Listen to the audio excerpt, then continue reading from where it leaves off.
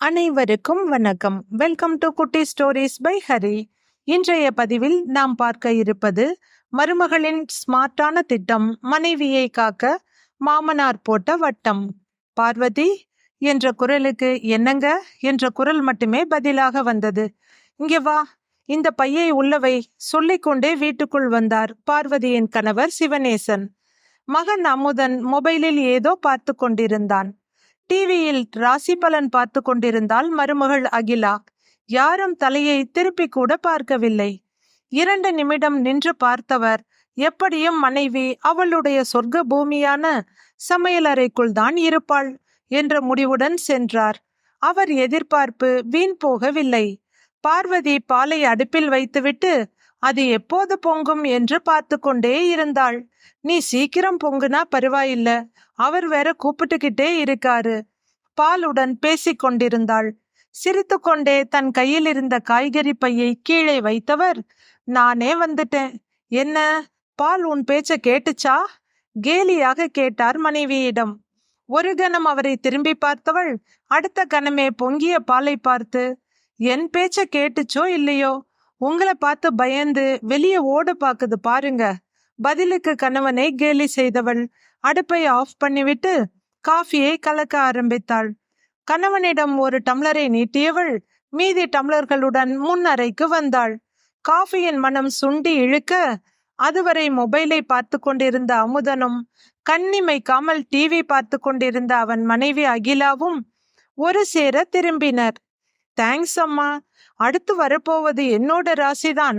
காஃபியை கையில் எடுத்துக்கொண்ட அகிலா மீண்டும் தொலைக்காட்சிக்குள் தொலைந்து போனாள். ஏமா, கொஞ்ச நேரம் கழிச்சு கொண்டு வந்திருக்கலாம் இல்ல? இப்ப பாரு, ஆப்போனன்ட் வின் பண்ணிட்டான். போர்க்களத்தில் படுதோல்வி அடைந்தவனை போல கவலையோடு காஃபியை குடிக்க ஆரம்பித்தான் பார்வதியின் மகன் அமுதன். சிவனேசனுக்கு கடும் கோபம் வந்தது. இவர்களை ஏதாவது சொன்னால் மனைவி சங்கடப்படுவாள். கையில் இருந்த காலி டம்ளரை கிச்சனில் வைத்துவிட்டு தங்கள் அறைக்குள் சென்று விட்டார். சில நிமிடங்களில் பார்வதியும் அங்கே வர, நீ காஃபி குடிச்சிட்டியா இல்லையா கேட்டார் அவள் கணவர். குடிச்சிட்டேங்க. கட்டிலில் அவர் அருகில் உட்கார்ந்தாள். இங்கே பாரு பார்வதி என்று சொல்லியபடி அவளுடைய கைகளை தன் கைகளால் பற்றினார் சிவனேசன். கணவருடைய முகத்தை நிமிர்ந்து பார்த்தபடி, சொல்லுங்க என்றாள் பார்வதி. அவர் வாயை திறப்பதற்குள் பாட்டி என்ற கூக்குரல் கேட்டது. கணவனிடமிருந்து தன் கைகளை வேகமாக விடுவித்துக் கொண்ட பார்வதி மகனின் அறையை நோக்கி ஓடினாள். அங்கு படுக்கையில் பேரன் விபினேஷ் கை கால்களை உதைத்து அழுது கொண்டிருந்தான். என் செல்ல குட்டிக்கு என்ன வேணும் என்றபடி அவன் அருகில் போனாள் பார்வதி. பட்டென்று விபினேஷ் தள்ளிவிட ஒரு கணம் நிலை தடுமாறியவள் சுதாரித்து நின்றாள். இது போன்ற நிகழ்வுகள் அடிக்கடி நடப்பதுதான். விபினேஷ் ரொம்பவும் பிடிவாதக்காரன். ஏதாவது தேவை என்றால் எந்த இடம் என்று கூட பார்க்காமல் அங்கேயே உட்கார்ந்து கொண்டோ படுத்து கொண்டோ கை கால்களை உதைத்தபடி அழ ஆரம்பித்து விடுவான். பக்கத்தில் யார் சென்றாலும் அவர்களை அடிப்பதும் தள்ளி விடுவதுமாக இருப்பான். இந்த மாதிரி நேரங்களில் அவனிடம் மாட்டுவது பார்வதியாகவோ அல்லது அவளுடைய மகனாகவோ தான் இருக்கும். விபினேஷுக்கு தாத்தாவிடம் சிறிது பயம். அம்மாவை அடித்தாள் திருப்பி அடித்து விடுவாள் என்பதால் அவளை அடிக்க மாட்டான். அவன் கோபமாக இருக்கும்போது எப்படியோ போ என்று நகர்ந்து விடுவாள் அகிலா. பெரும்பாலான நேரங்களில் அவனிடம் அடிபடுவது பார்வதிதான். சிவனேசனும் அவளுக்கு நிறைய முறை சொல்லி பார்த்தார். அவன் வீண் பிடிவாதம் பிடிக்கும் போது புரியும்படி சொல்ல வேண்டும். அதை நம் மகனோ மருமகளோ தான் சொல்ல வேண்டும். அவனும் ஒன்னும் சிறு பிள்ளை இல்லையே, வயது 6 ஆகிறது. சொன்னால் புரியும் வயதுதான். ஆனால் அவர்கள் இதை கண்டுகொள்வதாக இல்லை. நாமும் எத்தனையோ முறை சொல்லிவிட்டோம், உனக்கும் 60 ஆகிறது. அவன் அடிக்கும்போது எப்படி வலிக்கிறது, உன்னால் அவனை சமாளிக்க முடியுமா? நான் சொல்வதை கேள் என்பார் சிவனேசன். பார்வதிக்கும் இதெல்லாம் தெரியாமல் இல்லை. சாப்பிடாமல் தண்ணீர் குடிக்காமல் கோபித்து கொண்டிருக்கும் பேரனை எனக்கென்ன என்று எப்படி விட முடியும்? வளர வளர சரியாகி விடுவான் என்ற பதிலே கிடைக்கும் அவருக்கு. அதற்குள் அவனுடைய பார்வை ட்ரெஸ்ஸிங் டேபிள் மேல் இருந்த மொபைலில் பதிந்துவிட, பசிக்குதா கண்ணா என்று கேட்ட பார்வதிக்கு தலையை மட்டும் ஆட்டினான். வேகமாக அவனுக்கு பூஸ்ட் கலந்து கொண்டு போய் கொடுத்தவள் நிமிர்ந்து பார்க்க கடிகாரம் 6:40 என்று காட்டியது. அடடே, நேரமாகிவிட்டது. காலை டிஃபன் முடித்து மதியத்திற்கும் சமையல் செய்ய வேண்டுமே. காலை 8 மணியிலிருந்து 9 மணிக்குள் மூவரும் வெளியே கிளம்பி விடுவார்கள். இன்று கொஞ்சம் தாமதமாகிவிட்டது. அகிலா கொஞ்சம் உதவி செய்தால் முடித்து விடலாம் எண்ணிக்கொண்டு வெளியே வந்தவள் மருமகளை கூப்பிட்டாள். சொல்லுங்கம்மா, தலையை மட்டும் திருப்பி கேட்டாள் அகிலா. கொஞ்சம் வரியாம்மா, இட்லிக்கு 2 சட்னி அரைக்கணும். உங்களுக்கு தக்காளி சட்னியும் அவருக்கு வாழைத்தண்டு சட்னியும் அரைக்கணும். மதியத்துக்கு நீங்க எடுத்துட்டு போக சமையல் பண்ணணும். இன்னைக்கு கொஞ்சம் லேட் ஆயிடுச்சு. நான் மேல் வேலைகளை பார்த்துடுறேன், நீ அடுப்பு வேலையை மட்டும் பார்த்தா போதும் என்று சொல்ல, சாரிங்கம்மா, இன்னைக்கு வனிதா ஷாப்பிற்கு வர லேட் ஆகும். ஒரு நிச்சயதார்த்த பெண்ணுக்கு நான் தான் மேக்கப் பண்ணி விடணும். நீங்க முதல்ல தக்காளி சட்னி மட்டும் அரைச்சிருங்க. அப்பா வீட்டுல தானே இருக்காரு, அப்புறமா சாப்பிட்டுக்கோங்க. விபினேஷ கிளப்பி விட்டு நானும் சீக்கிரம் கிளம்பணும் சொல்லிக்கொண்டே அவர்கள் அறைக்குள் போய்விட்டாள். வீட்டில் இருந்தால் மட்டும் காலை உணவை 10 மணிக்கு சாப்பிட முடியுமா? அதிலும் அவர் விடியற் காலை 5 மணிக்கெல்லாம் எழுந்து விடுகிறார் என்று எண்ணிக்கொண்டே வேலைகளை செய்ய ஆரம்பித்தாள். நான் ஏதாவது உதவி செய்யட்டுமா? கிச்சனுக்கு வந்த கணவரை, அதுக்கு முதல்ல உங்களுக்கு ஏதாவது செய்ய தெரியணும். நீங்க தான் வெளியே போய் தேவையான காய்கறிகள் எல்லாம் வாங்கிட்டு வந்துடுறீங்களே, அதுவே போதும். கிளம்புங்க, நான் பார்த்துக்கிறேன். வாய் சொன்னாலும் கை கடகடவென்று வேலை பார்த்து கொண்டிருந்தது பார்வதிக்கு. சிவனேசன் பேரனை ஸ்கூட்டியில் சென்று பள்ளியில் விட்டு வருவதற்கும் மகனும் மருமகளும் கிளம்புவதற்கும் சரியாக இருந்தது. நெற்றி வியர்வையை முந்தானையால் துடைத்தபடி வந்த மனைவியை பிடித்து இழுத்து உட்கார வைத்தார். இட்லி ஆறிடும், நீங்களும் சாப்பிட்டீங்கன்னா வேலை முடிஞ்சிடும் என்று சொன்னவளை பார்த்து, உனக்கு வேலை ஒரு நாளும் முடியாது சொல்லிவிட்டு சிறு கோபத்துடன் மனைவியை பார்த்தார் சிவனேசன். அவள் பேசாமல் இருக்கவும் அவரே தொடர்ந்தார். நான் சொல்றத கொஞ்சமாவது கேளு. உனக்கு வயசாகுது. உங்க வீட்டுல நீ தான் முதல் பிள்ளை. உங்க அம்மா அப்பா 2 பேரும் மில்லுக்கு வேலைக்கு போனவங்க.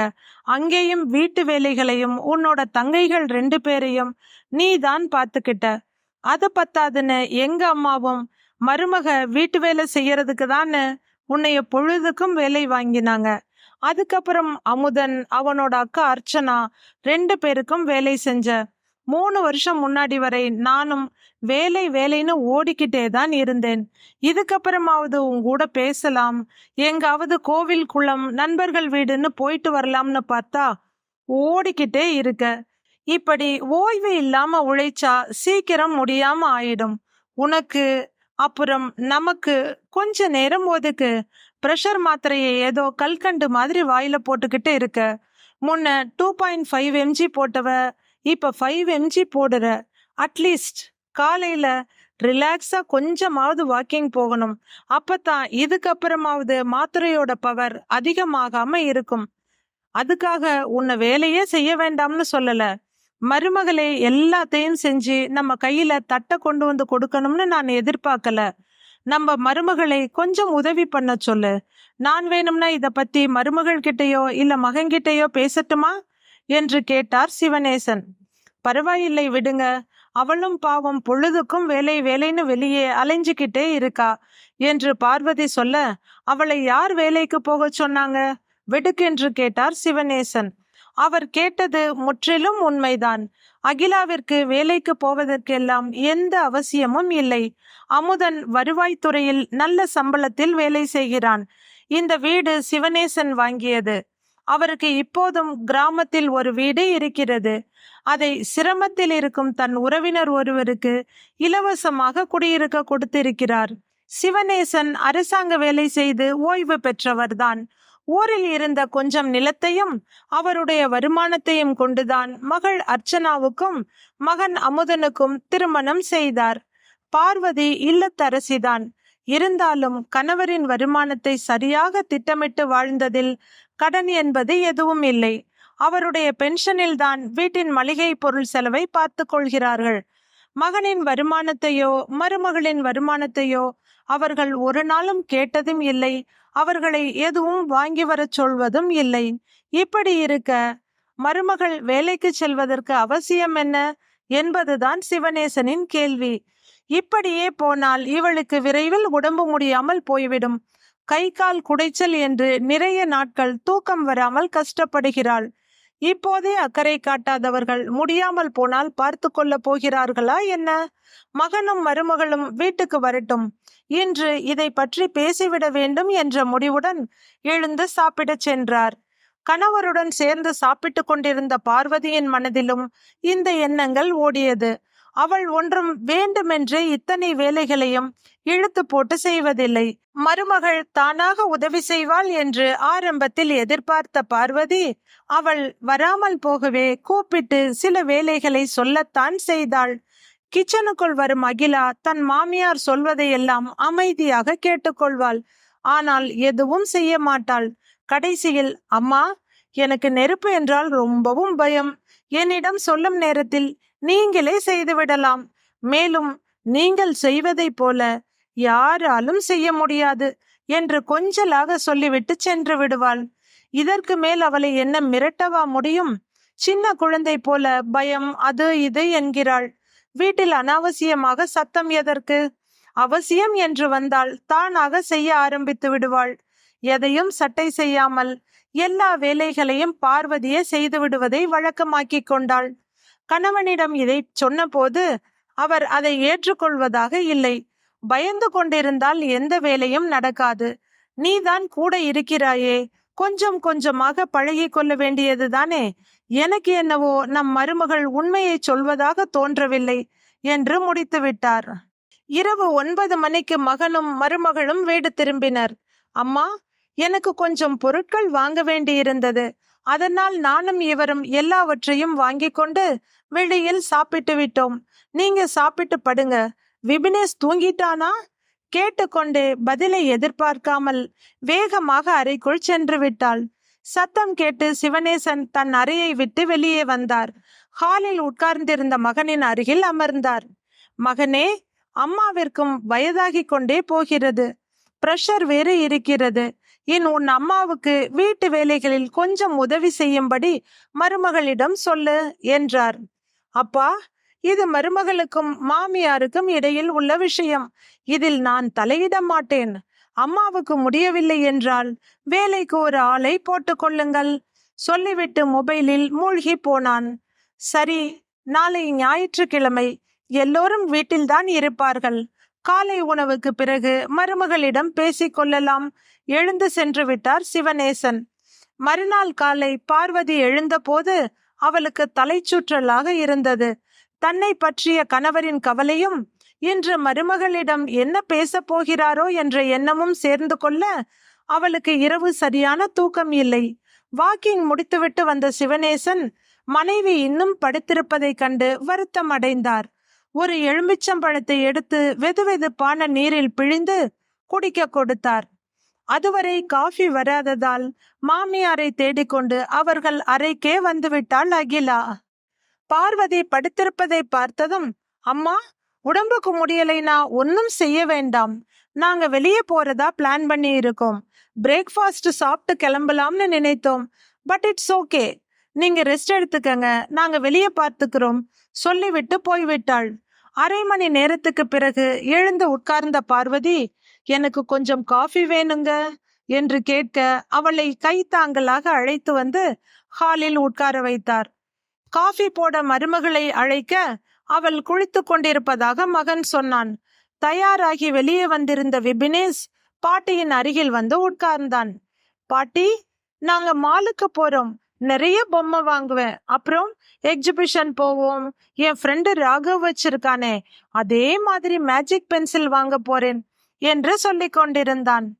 தன் தலை சுற்றலை மறந்து பேரனின் பேச்சை சிரிப்புடன் கேட்டுக்கொண்டிருந்த பார்வதி, எனக்கு என்ன வாங்கிட்டு வருவ என்று கேட்டாள். என்கிட்ட தான் பணம் இல்லையே, நான் எப்படி வாங்கிட்டு வருவேன் என்று பதிலுக்கு கேட்டான் பேரன். சரி, இப்ப வாங்கிட்டு வரலன்னா பரவாயில்ல. நீ படிச்சு பெரிய பையனாகி வேலைக்கு போவ இல்ல, அப்ப எனக்கு என்ன வாங்கி தருவ விடாமல் கேட்டாள் பார்வதி. தனக்கு தெரிந்த அளவில் தயாரித்த காஃபியுடன் இவர்கள் பேசுவதை கேட்டுக்கொண்டே வந்த சிவனேசனும் பேரனின் பதிலை கேட்க ஆர்வமாக இருந்தார். பார்வதி கேட்டதற்கு அவர்களுடைய பேரன் விபினேஷ் யோசிக்க எல்லாம் இல்லை. நான் உனக்கு எப்படி வாங்கி தர முடியும் பாட்டி, அதுக்குள்ளதான் நீ செத்து போயிடுவியே என்று சொல்ல சிவனேசனும் பார்வதியும் அதிர்ந்து போயினர். இப்போது பார்வதிக்கு வேறொன்றும் நினைவுக்கு வந்தது. அன்று அவளுடைய ரெகுலர் செக்கப்காக ஆஸ்பத்திரிக்கு போயிருந்தனர். டாக்டர் ஒரு அவசர கேஸை பார்த்து கொண்டிருந்ததால் திரும்பி வர வெகு நேரம் ஆயிற்று. கணவர் வண்டியை நிறுத்தச் செல்லவும் முதலில் வீட்டுக்குள் வந்தாள் பார்வதி. வீட்டுக்குள் நுழைந்ததும் ஓடி வந்த விபினேஷ் பார்வதியின் முன் வந்து நின்றான். பாட்டி, நீ எப்படி வந்த என்று ஆச்சரியத்துடன் கேட்க அவளுக்கு ஒன்றும் புரியவில்லை. ஏண்டா செல்லம் இப்படி கேட்கிற என்று பேரனின் தலையை பாசமாக தடவியபடி குழப்பத்துடன் கேட்டாள் பார்வதி. ரொம்ப நேரம் உன்னை காணல, கிச்சன்ல உங்க ரூம்ல எல்லாம் தேடி பார்த்தேன். அப்புறம் அம்மா கிட்ட கேட்டேன், நீ சுடுகாட்டுக்கு போயிட்டேன்னு சொன்னா. சுடுகாட்டுக்கு போனா எப்படி திரும்பி வர முடியும், சொல்லு பாட்டி என்று அவள் கையை இழுத்து கொண்டிருந்தான் பேரன் விபினேஷ். பேரனின் பேச்சை கேட்டு அந்த இடத்திலேயே ஆணி அடித்தது போல நின்றுவிட்டாள் பார்வதி. வண்டியை நிறுத்திவிட்டு மாத்திரை பையுடன் உள்ளே வந்த சிவனேசன், என்னாச்சு, ஏன் இங்கே நின்னுட்ட என்று கேட்டார். பேரன் சொன்னதை சொன்னால் அவருடைய மனது மிகவும் கஷ்டப்படும். வீட்டில் என்ன பிரச்சனை வருமோ என்று பயந்த பார்வதி, ஒண்ணுமில்லைங்க, நீங்க வரட்டும்னு நின்னு இருந்தேன் என்றாள். ஏன் முகம் ஒரு மாதிரியாக இருக்கிறது? சிவனேசன் தூண்டி துருவி கேட்ட போதும் வெளியே போய்விட்டு வந்த அசதி, பசி வேறு அன்று சமாளித்து விட்டாள். சிவனேசனால் இதை ஜீரணித்து கொள்ளவே முடியவில்லை. பிறந்தவர்கள் அனைவரும் ஒரு நாள் போகத்தான் வேண்டும். ஆனால் இவ்வளவு சின்ன குழந்தை எவ்வளவு பெரிய பேச்சை பேசுகிறான், இதன் காரணம் என்ன என்று அறிய விரும்பினார். அவர் அதிர்ச்சியுடன் யோசித்துக் கொண்டிருக்கும் போது மகனின் அறை கதவு திறந்தது. வெளியே வந்த மகனும் மருமகளும், அம்மா இப்போது பரவாயில்லையா, இன்னும் கொஞ்ச நேரம் ரெஸ்ட் எடுக்கலாமே என்று சொல்லிவிட்டு மகனை அழைத்து கொண்டு வெளியே போய்விட்டனர். கணவன் மனைவி இருவரும் இயல்பு நிலைக்கு திரும்புவதற்குள் கார் கிளம்பி செல்லும் சத்தம் கேட்டது. சிவனேசனுக்கு பயங்கர கோபமாக இருந்தது. ஆனாலும் இப்போது கோபத்தை காட்ட முடியாது. இவள் வேறு உடம்பு சரியில்லாமல் இருக்கிறாள். ஏதாவது பேசினால் இவளுக்குத்தான் தொந்தரவாக முடியும் என்று எண்ணியவர் வெளிரி போய் உட்கார்ந்திருந்த மனைவியை அழைத்து சென்று படுக்க வைத்தார். தன் நண்பர் பாலனை போனில் அழைத்து மனைவிக்கும் தனக்கும் இட்லி வாங்கி வரும்படி சொன்னார். இவளுக்கு முதலில் உடம்பு சரியாகட்டும், இருவரிடமும் கண்டிப்பாக பேசிவிட வேண்டும். அவரவர்க்கென்று தனி குடும்பம், கடமைகள் இருக்கிறது. எல்லா உறவுகளும் என் மனைவிக்கு அடுத்ததுதான். தீர்மானமாக முடிவெடுத்த சிவனேசன் மனதை சற்று அமைதிப்படுத்தி கொண்டார். அடுத்து வந்த 2 நாட்களும் பார்வதிக்கு தலை சுற்றல் இருந்து கொண்டேதான் இருந்தது. சிவனேசன் அவளை கட்டாயப்படுத்தி ஓய்வெடுக்க வைத்தார். வீட்டில் காஃபி போட கூட ஆள் இல்லை. அவசியம் ஏற்பட்டால் செய்து கொள்வாள் என்று நினைத்த பார்வதிக்கு இப்போது மருமகளை பற்றிய சந்தேகம் வந்தது. 2 நாளில் வீட்டின் குப்பை தொட்டி நிரம்பி வழிய ஆரம்பித்தது. மகனோ மருமகளோ ஆர்டர் செய்த எந்த உணவும் இவர்கள் சாப்பிடும்படி இல்லை. அவர்கள் ஆர்டர் செய்ததெல்லாம் நூடுல்ஸ், ஃப்ரைட் ரைஸ், பிரியாணி போன்ற மசாலா ஐட்டங்கள் தான். இந்த வாசனையே பார்வதிக்கு குமட்டலாக இருந்தது. ஒரு நாள் கணவர் வாங்கி வந்த இட்லியையும் சாப்பாட்டையும் சாப்பிட்டவளுக்கு வாழ்க்கையே வெறுத்து போனது போல இருந்தது. 2வது நாள் மெல்ல எழுந்து தட்டு தடுமாறி சோறு வடித்து ரசம் வைத்து சாப்பிட்ட போதுதான் அவளுக்கு உயிரே வந்தது போல இருந்தது. இதற்கு மேலும் காத்திருக்க வேண்டாம் என்று அன்று மாலையே மனைவியை பிடிவாதமாக டாக்டரிடம் அழைத்து சென்று விட்டார் சிவனேசன். டாக்டர் ஒரு நாள் அட்மிட் செய்யும்படி சொல்லவே மனைவியை உடனடியாக அட்மிட் செய்தார். மணி 7 ஆகிவிட்டது. மகனும் மருமகளும் வீட்டில்தான் இருப்பார்கள். மகனுக்கு போன் செய்தார். 2 முறை அழைத்தும் போனை எடுக்கவே இல்லை. அடுத்த மருமகளுக்கு கூப்பிட்ட போது பிஸியாக இருந்தது. இதற்கு மேல் இவர்களை நம்பி பிரயோஜனம் இல்லை என்று முடிவெடுத்தவர் தன் நண்பன் பாலனை அழைத்தார். அடுத்த 10வது நிமிடம் பாலன் தன் மனைவியுடன் ஆஸ்பத்திரிக்கு வந்துவிட்டார். சிவனேசனின் கையில் பணம் குறைவாகத்தான் இருந்தது. ஏடிஎம் கார்டும் வீட்டில்தான் இருக்கிறது. அத்தோடு மேலும் சில பொருட்களும் தேவைப்படும். வரும்போது ஆட்டோவில் வந்து விட்டதால் வண்டி வெறு வீட்டில் இருக்கிறது. தன் நண்பரையும் அவர் மனைவியையும் பார்வதிக்கு துணையாக வைத்துவிட்டு வீட்டை நோக்கி நடக்க ஆரம்பித்தார். வீட்டின் கதவு மூடியிருந்தது. கதவை தட்ட கை வைத்த போது அது திறக்க ஆரம்பித்தது. அதுங்க கையில பணம் இல்லைன்னாதான் திமிர் குறையும் என்ற மருமகளின் குரல் காதில் வந்து விழுந்தது. யாரை சொல்கிறாள்? யாருக்கு திமிர் என்று இவர் யோசித்துக் கொண்டிருக்கும் போதே அவள் அடுத்தடுத்து பேசியது காதில் விழவே அப்படியே நின்று கேட்க ஆரம்பித்தார். ஆமாண்டி, என் மாமியார் ஒரு புள்ளப்பூச்சி. அதுக்கு தெரிஞ்சதெல்லாம் சமைக்கிறது, வீட்டு வேலை செய்யறது தான். நான் எந்த ஹெல்ப்பும் பண்றது இல்ல. செஞ்சு சாகட்டும். அது போய் சேர்ந்தாதான் அதோட புருஷனோட திமிர் அடங்கும். என் மாமனார் கிழம் இருக்கே, அது எப்பவுமே ரொம்ப எச்சரிக்கையா தான் இருக்கும்.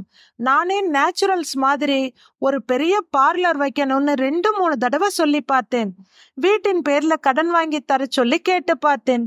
இல்லம்மா, அது சரிப்பட்டு வராதுன்றதுக்கு மேல அந்த கிழம் ஒத்த வார்த்தை கூட பேசாது. அதனாலதான் நாங்க வீட்டு செலவுக்கு ஒத்த ரூபா கூட கொடுக்கறது இல்ல. எங்களுக்கு தேவையானதை தவிர வேற எதுக்கும் நாங்க செலவு பண்றது இல்லடி. பென்ஷன் வருது இல்ல, செலவு பண்ணட்டும். இப்ப கூட பெண்டாட்டியும் புருஷனும் ஆஸ்பத்திரிக்கு தான் போயிருக்குதுங்க என்று சொல்லிக் கொண்டிருந்தாள் மருமகள் அகிலா. அடுத்த முனையில் பேசியவர் அவள் கணவனை பற்றி கேட்டிருக்க வேண்டும். ஓ, அதுவா? அவரோட பணத்துல தான் ஒரு பிளாட் வாங்கி இருக்கோம். அதுவும் இல்லாம பெரிய அளவுல பார்லர் வைக்கிறதுனா நிறைய பணம் தேவைப்படும் இல்ல என்று அவள் பேசிக்கொண்டிருக்க வந்த சுவடு தெரியாமல் வீட்டை விட்டு சற்று தூரம் வந்துவிட்டார் சிவனேசன். அங்கிருந்து ஆட்டோ பிடித்தவர் அப்போதுதான் வருவது போல வீட்டுக்கு சென்றார். ஆட்டோ சத்தம் கேட்டு மகன் வந்து எட்டி பார்த்தான். அப்பா மட்டும் இறங்கவும், அம்மா எங்கப்பா என்று கேட்டான். டாக்டர் ஒரு நாள் அப்சர்வேஷன்ல இருக்கணும்னு சொல்லிட்டாரு. அட்மிட் பண்ணி இருக்கேன் சொல்லிக்கொண்டே அவருடைய அறையை நோக்கி செல்ல அவர் பின்னாடியே வந்தான் அமுதன். ஏடிஎம் கார்டையும் கொஞ்சம் பணத்தையும் எடுத்தவர் ஒரு பையை எடுத்து அதில் இருவருக்கும் சில உடைகளை எடுத்து வைத்தார். அப்பா, நான் வேண்டுமானால் உங்களுடன் வரட்டுமா? கேட்ட மகனை பார்த்து, இப்போது அவசியமில்லை, தேவையானால் அழைக்கிறேன் சொன்ன சிவனேசன் தன் வண்டியை எடுத்துக்கொண்டு கிளம்பி விட்டார். அது தனி அறை என்பதால் பாலன் தம்பதியினரும் பார்வதிக்கு துணையாக இரவு அங்கேயே தங்கிவிட்டனர். வீட்டுக்கு போய் குளித்துவிட்டு உங்கள் இருவருக்கும் உணவு எடுத்து வருகிறோம் என்று புறப்பட்டனர் இருவரும். அவர்கள் புறப்பட்ட சிறிது நேரத்திற்கெல்லாம் பார்வதியை பார்க்க வந்த மகன் மருமகளிடம் சிவனேசன் எதையும் காட்டிக்கொள்ளவில்லை. டாக்டர் ஒரு நாள் போதும் என்று சொன்ன போதும் இன்னொரு நாள் இருந்து தலை சுற்றல் முழுவதுமாக நின்றவுடன் தான் மனைவியை வீட்டுக்கு அழைத்து வந்தார். ஒரு வாரம் அமைதியாக இருந்தவர் மனைவி முழுவதுமாக குணமடைந்து விட்டாள் என்பதை உறுதி செய்து கொண்டார். மகனையும் மருமகளையும் தன்னுடைய அறைக்கு அழைத்தார். கடும் கோபத்துடன் மருமகளை பார்த்து, நீ என்ன சிரஞ்சீவியா? எல்லோரையும் அனுப்பிவிட்டு நீ மட்டும் இந்த உலகில் வாழப்போகிறாயா? ஏன் உனக்கு மட்டும் சாவு வராதா என்று கடுமையாக கேட்டார். பார்வதிக்கு ஒன்றும் புரியவில்லை. இவர் அனாவசியமாக பேசுபவர் இல்லையே, இப்போது ஏன் இப்படி பேசிக் கொண்டிருக்கிறார் என்று திகைத்து போய் கணவனை பார்த்து கொண்டிருந்தாள். அப்பா பேசியதை கேட்ட மகன் அமுதனுக்கும் கடும் கோபம் வந்துவிட்டது. அப்பா, நாக்கை அடக்கி பேசுங்கள். யாரை பார்த்து என்ன வார்த்தை சொல்கிறீர்கள்? அவள் என்னுடைய மனைவி. அவள் சாவை பற்றி பேச உங்களுக்கு என்ன உரிமை இருக்கிறது என்று கத்தினான். யாருடைய இறப்பும் யார் கையிலும் இல்லை, அது இறைவன் கையில் தான் இருக்கிறது. அப்படி இருக்க உன் மனைவி உன் அம்மாவின் இறப்பை பற்றி எத்தனை முறை பேசி இருக்கிறாள்? ஏன் உனக்கு தெரியாதா? அப்போதெல்லாம் உனக்கு இனித்ததா என்று சிவனேசன் கேட்க இருவருக்கும் முகம் பேய் அறைந்தது போல ஆனது. பார்வதியின் முகம் இன்னும் தெளியவில்லை. அவளை அட்மிட் செய்துவிட்டு தான் வீட்டுக்கு வந்ததையும் அப்போது மருமகள் பேசிக்கொண்டிருந்தது, மகன் அவள் அருகிலேயே உட்கார்ந்து மொபைலில் கேம் விளையாடி கொண்டிருந்தது, திரும்பி சென்று ஆட்டோ பிடித்து வீட்டுக்கு வந்தது என அனைத்தையும் சொன்னார் சிவனேசன். அவர் சொன்னதை கேட்ட அமுதனும் அகிலாவும் திகைத்து போய் நிற்க, இவ்வளவு கஷ்டத்தையும் மனசுல வச்சுக்கிட்டு தான் சாதாரணமா இருந்தீங்களா என்று அவர் கையை ஆதுரத்துடன் தடவி கொடுத்தாள் பார்வதி. இன்னும் முடியல, இரு பார்வதி என்று சொன்னவர் மனைவியின் கையை நகர்த்திவிட்டு மகனையும் மருமகளையும் தீர்க்கமாக பார்த்தார். அப்பா என்று ஏதோ சொல்ல முயன்ற மருமகளை, போதும் நிறுத்து. நீ என்னை அப்பாவாகவும் இவளை அம்மாவாகவும் நினைத்திருந்தால் இவள் போக வேண்டும், என் திமிர் அடங்க வேண்டும் என்று கனவில் கூட நினைத்திருக்க முடியாது. இதற்கு மேல் நாடகம் ஆட வேண்டாம். இன்னும் ஒரே வாரத்திற்குள் நீங்கள் மூவரும் வீட்டை விட்டு கிளம்ப வேண்டும். இந்த நிமிடத்திலிருந்து என்னுடைய மகன் என்பதை தவிர என்னிடமிருந்து உனக்கு எதுவும் கிடைக்காது. எங்களுக்கு பிறகு இருப்பதையெல்லாம் யாருக்கு கொடுக்க வேண்டும் என்பதை நாங்கள் முடிவு செய்து கொள்கிறோம். உண்மையில் மனம் திருந்தி எங்களை பார்க்க வேண்டும் என்று என்றாவது வந்தால் இந்த வீட்டிலிருந்து உங்களுக்கு ஒரு நேரம் சோறு கிடைக்கும். அதற்கு மேல் வேறு எதுவும் கிடைக்காது. முடிவாக சொன்னவர் அசையாமல் நின்று கொண்டிருந்த இருவரையும் அறையை விட்டு வெளியேற்றினார். அடுத்து வந்த வாரத்தில் மகனும் மருமகளும் அவரிடம் எத்தனையோ முறை பேச முயற்சித்த போதும் உங்களிடம் பேசுவதற்கு எதுவும் இல்லை, கிளம்புங்கள் என்று திட்டவட்டமாக மறுத்துவிட்டார். இனி பேசி பயனில்லை என்று முடிவு செய்த அமுதனும் அகிலாவும் தங்களுடைய பொருட்களை எடுத்துக்கொண்டு மகன் விபினேஷுடன் அங்கிருந்து கிளம்பிவிட்டனர். போகும்போது மரியாதைக்கு கூட மாமனாரிடமோ மாமியாரிடமோ ஒரு வார்த்தை பேசவில்லை. டிஸ்சார்ஜ் ஆகி வீட்டுக்கு வந்ததிலிருந்து சிவனேசன் தன் மனைவி பார்வதியை எந்த வேலையும் செய்ய அனுமதிக்கவில்லை. கடந்த 15 நாட்களாக தினமும் அவர்களுக்கு உணவு பாலன் வீட்டிலிருந்து தான் வந்தது. மகன் குடும்பம் வீட்டை விட்டு சென்ற பிறகு நண்பன் பாலனை பற்றி தன் மனதில் இருந்த கருத்தை மனைவி பார்வதியிடம் சொன்னார் சிவனேசன். பாலன் தம்பதியினருக்கு குழந்தைகள் இல்லை.